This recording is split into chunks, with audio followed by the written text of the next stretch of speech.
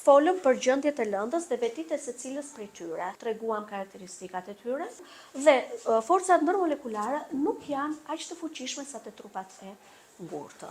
Folëm për gazet dhe disa nga vetitë e gazeve i përcaktuam dhe i tham bashkë.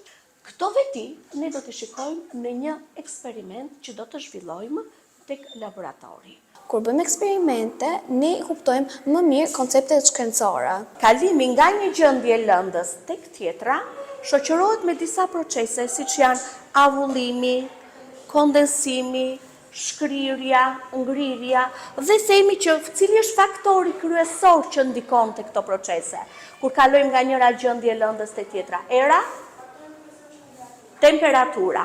Dhe këtë do të bëj edhe unë.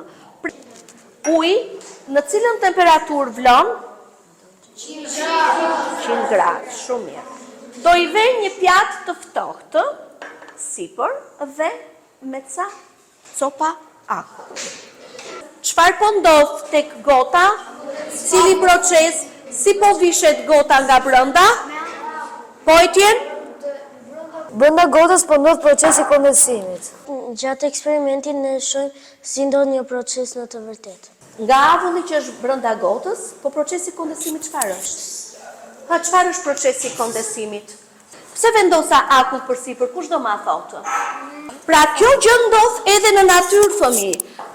Rolin e akullit e luajnë shtresat e sipërme të atmosferës, ku avujt e ngrohtë të ujit i kthejnë në bulëza uji ose në pika uji. Formohet në këtë mënyrë shiu në natyrë. Unë kuptoj më mirë diturinë e natyrës kur bëjmë eksperimente.